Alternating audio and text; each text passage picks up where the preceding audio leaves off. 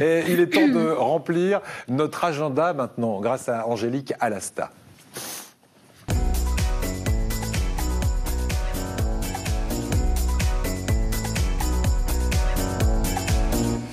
Voilà, et on va commencer cet agenda, puisque exceptionnellement, effectivement, agenda le lundi pour bien préparer ces journées du patrimoine avec un voyage dans le temps. Et souvent, avec les journées du patrimoine, on voyage dans le temps.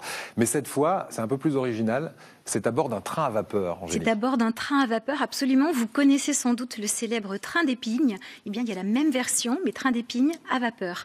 Donc, c'est une association qui est basée à Puget-Théniers, qui restaure, qui récupère, qui restaure donc ces machines anciennes, notamment la locomotive qui date de 1923 et des wagons qui sont pour certains classés monuments historiques. Regardez et qui vous proposent le week-end et notamment le dimanche, eh bien de faire le trajet Puget-Théniers à Nottes ou Puget-Théniers Entrevaux à bord de ces machines avec du charbon et de l'eau et évidemment le savoir-faire des bénévoles de l'association qui peuvent même vous apprendre à l'occasion des journées du patrimoine comment ça fonctionne.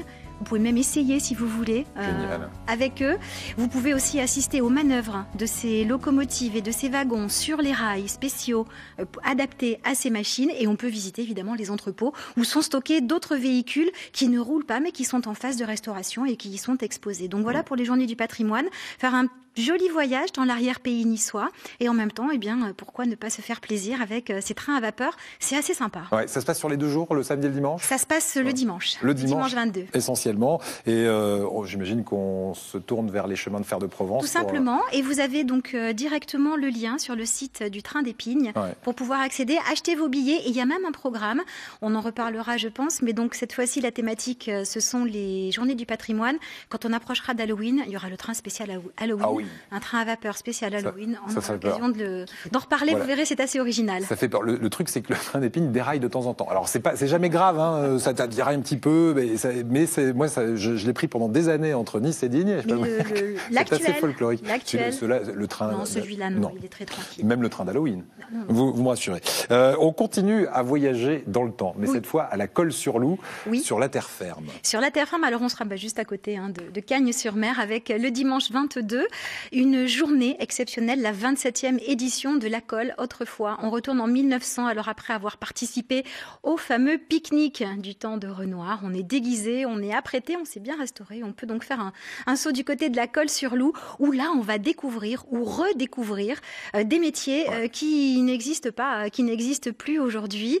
Et alors, quelque chose qui va beaucoup vous plaire, Eric, et qui va beaucoup plaire aux auditeurs, aux téléspectateurs, c'est que vous pourrez même faire une dictée comme autrefois. Avec un vrai professeur, sur des bancs d'école, d'époque, voilà. Ça me rappelle. Ça vous plaît, oui, hein? Et puis c'est une association itinérante qui fait ça dans plusieurs villages, parce que j'ai déjà testé. Absolument, ce sont des associations donc, et des spécialistes en fait, de cette époque-là qui viennent spécialement pour l'occasion et qui proposent tout un tas d'animations. Il y aura des animaux, il y aura des tas de choses pour les petits et pour les grands. Évidemment, ce sera l'occasion de se faire plaisir aussi si on a envie de se déguiser. Vous le disiez très justement, pourquoi ne pas en profiter aussi? Je vous attends bien sur la dictée avec le professeur d'avant, les bancs d'école. Il y aura règle en fer. Alors ça, c'est le suspens. Et vous faites 0 faute, Eric. Donc pas. pour vous... Eric, je vous le dis, je n'irai pas. Oui, Eric Leblanc, non, c'est pas l'orthographe, son truc, c'est la magie. C'est la magie, d'accord. Donc vous trouvez toutes les informations sur le site de l'Office de tourisme, puisque c'est une opération qui est menée conjointement entre la ville de la Colle-sur-Loup et l'Office de tourisme. Elle fait partie des 2 plus grosses manifestations de la ville. Il y a 1000 habitants au cœur donc, du village de la Colle-sur-Loup. Ils attendent 10 000 personnes ce jour-là, juste pour vous donner un ordre d'idée. Pour se garer, c'est assez facile. Il y a des parkings gratuits mis à disposition. Évidemment, des gens qui viendraient non pas en transport en commun, mais en véhicule privé. Donc, n'hésitez pas à y aller. Vous avez toutes les informations sur le site de l'Office de tourisme. C'est gratuit. Voilà, et c'est dimanche de 10h à 18h à la Colle-sur-Loup. Absolument.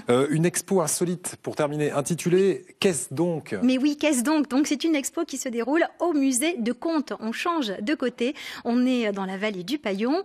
Comte a un musée, enfin on a plusieurs, mais on a notamment un qui accueille régulièrement des expositions originales à l'initiative d'une association qui s'appelle les Amis du musée de Comte et qui propose là aussi des objets. Alors il n'y a pas les noms, ne cherchez pas à trouver les noms de ces objets, il faut simplement deviner ce que c'est. Il y a un fonds de plus de 12 000 objets en permanence dans le musée, des objets tous plus insolites les uns que les autres. Ce sont les habitants du coin, de la vallée du Paillon, qui retrouvent ça dans leur grenier, dans leur cave, qui les apportent au musée, souvent simplement pour savoir ce que c'est. Parce que même en retrouvant cela, plein de poussière ou autre, ils ne savent pas ce que c'est.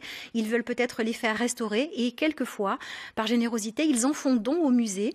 Donc on peut aller visiter cette expo, il y a des choses très étonnantes. Et l'objet le plus insolite qu'ils ont, m'ont-ils dit... C'est pour rééduquer le périnée.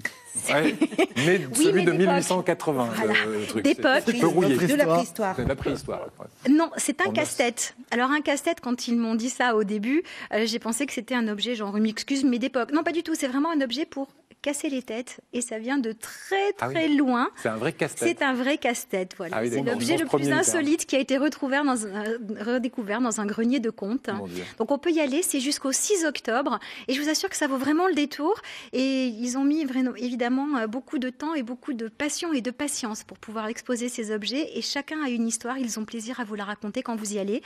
La visite se fait du mercredi au dimanche et on trouve là aussi toutes les informations sur le site de la ville de Comte. Et c'est en entrée gratuite pour ce musée des arts populaires à Comte. Merci beaucoup, Angélique. Tiens, moi je rajoute une idée sortie à Marseille.